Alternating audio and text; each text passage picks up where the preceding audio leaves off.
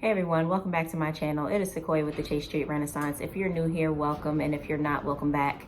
One of these days, I'm gonna get the angle of the lighting and all that right so that you can actually see my eyes, because 9 times out of 10, I'm wearing my glasses, and with this ring light, you are not gonna be able to see my eyes, and I feel like that's kind of rude. But in today's video, I'm gonna be talking about, which is something I already posted a video about, and it's just my style of testing. Which is testing without fragrance oil in the first phase. I don't think I mentioned that too much in my first video, that it is testing in my phase 1, because testing is can be a long, tedious process, but that's what we're gonna be talking about in this video. So let's cue the intro real quick and get right into it.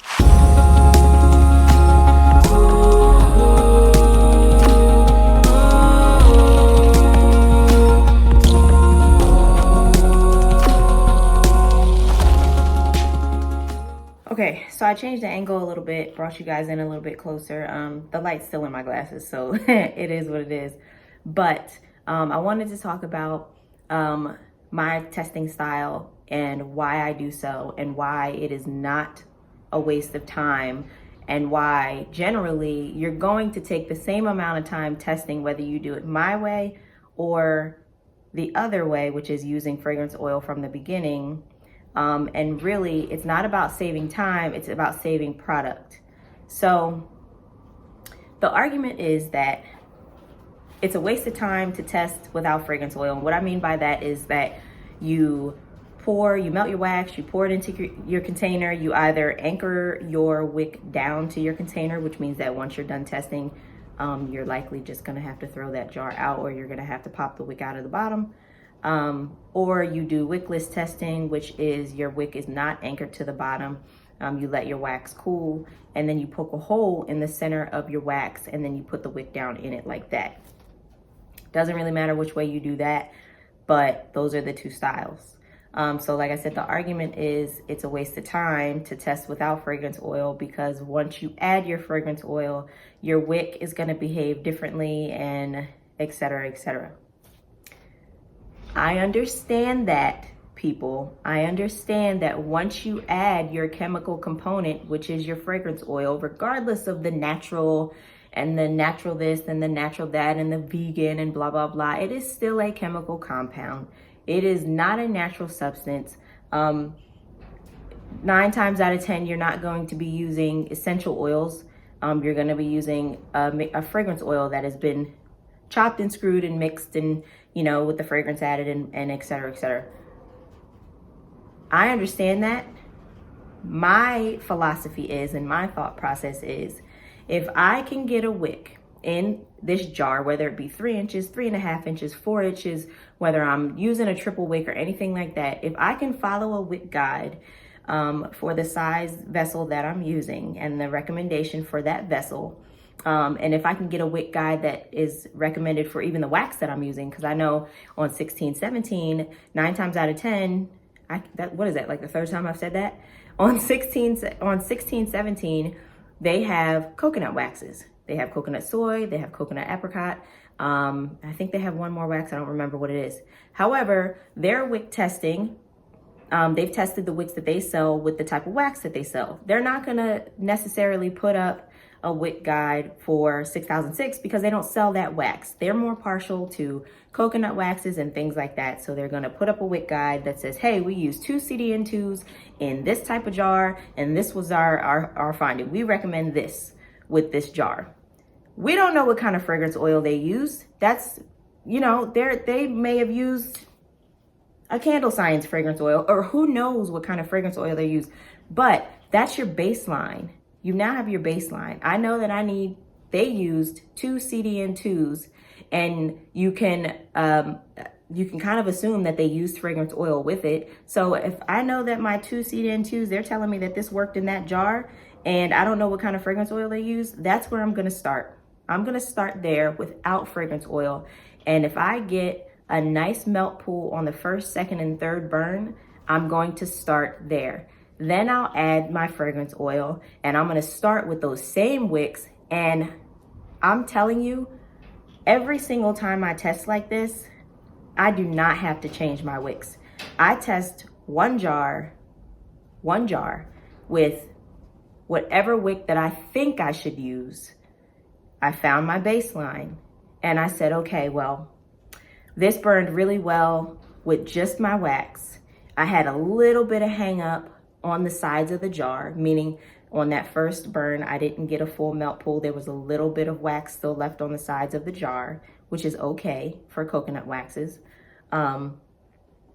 And I know that if it's burning like this now, if I add a fragrance oil, it might burn a little bit hotter because I've added that chemical component, and I'll probably be okay then. Or if I'm adding a fragrance oil, and I always go to this one, it's the blueberry cobbler, I believe, from the Flaming Candle. Very, very heavy oil, heavy, thick, has a decent amount of pigment to it. It's a darker fragrance oil. It's very heavy. So I know that if I use 2 CDNs in whatever jar I choose and it works well and I'm getting a nice melt pool with that, I'll probably have to wick up because I know that I'm using a thicker, heavier fragrance oil, which means that that fragrance oil is probably gonna drown out my wicks that are barely making it to the sides of the jar anyway. Does that make sense? I really hope that makes sense.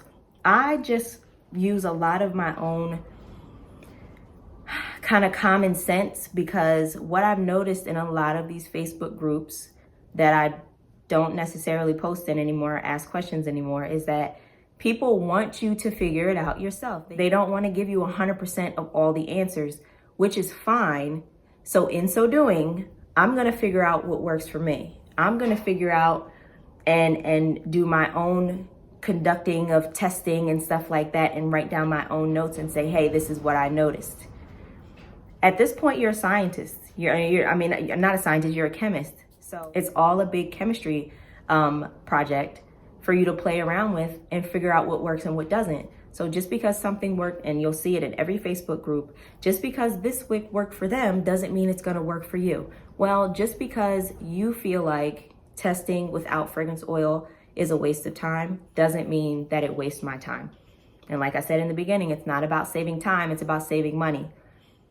55 pounds of wax, if I take 8 ounces out of that 55 pounds of wax, or 16 ounces, and now I have 2 testers, I'm using 10% fragrance load, which is about 1 ounce, depending on the size of your jar, of fragrance oil. So now I've used 2 ounces.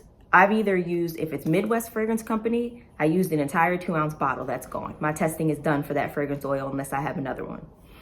If it's a tester, a 1-ounce bottle from Candle Science, I've used that entire bottle on 1 candle. So I cannot test 2 different wicks, depending on if I've anchored that wick down to the bottom of the jar.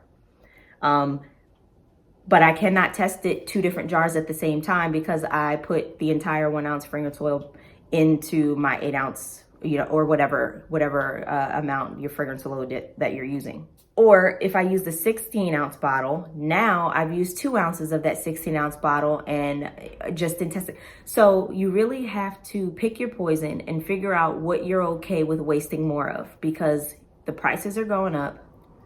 You're gonna have to test. What are you okay with wasting more of? Wax? Maybe 8 to 16 ounces out of your 55-pound box of wax, or your palette, if you're on that level of candle making, or 2 ounces of a 16-ounce bottle that may have cost you $25 to $30, or $35 to $60 if you're buying them from Wooden Wick Co. I'm just saying, you don't have to do it the way that I did. I just know what works for me. It's just food for thought, people. That's all I'm saying. You do not have to follow everyone's advice in that they tell you about candle making like it's law. I've heard people who have been in the candle making game for 10, 15, 20 plus years saying that cement is heat resistant, and that because it's heat resistant, you need to use bigger wicks. Now, this is again my thought process. So I'm not new to the candle making world. But again, my thought process is, if I have a wick in the center of a jar that is 3.5 inches wide, my wick that is burning, there's no way that the heat is repelling off the sides There's no way that the heat from this wick is repelling off the sides of this jar, you know, 2 or 2.5 inches away, causing my flame to burn cooler. It just doesn't make any sense. Cement, concrete jars are not heat resistant. You can overwick a concrete jar. You can crack a cement jar if it's overwicked. It can get too hot. So please do not listen to follow any notion that cement and concrete jars are heat resistant. They are absolutely not. And that is pretty much the end of my rant. I am gonna have another video coming out this week. I'm gonna show you a different way to use your Quikrete. In the last video I made, I added the Quikrete directly to my mixture. So I mixed my cement and my water together, and then I added the Quikrete colorant to that mixture, and I showed you how it thickens up a little bit. In that video, in my next video, I'm gonna show you how to do it the right way, which is how what it recommends on the back of the bottle, which is to add the colorant to your water first, and then add your water to your cement. It actually works really well. I actually like that style better because it didn't thicken up my mixture, and it just all around was just a much more pleasant time with mixing. So I really hope you enjoyed my little rant.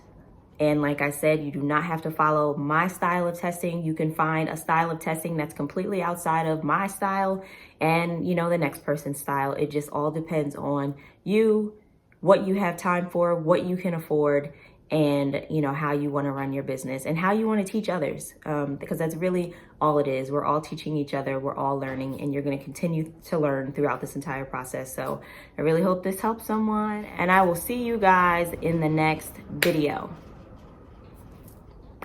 Look, you can see my eyes now.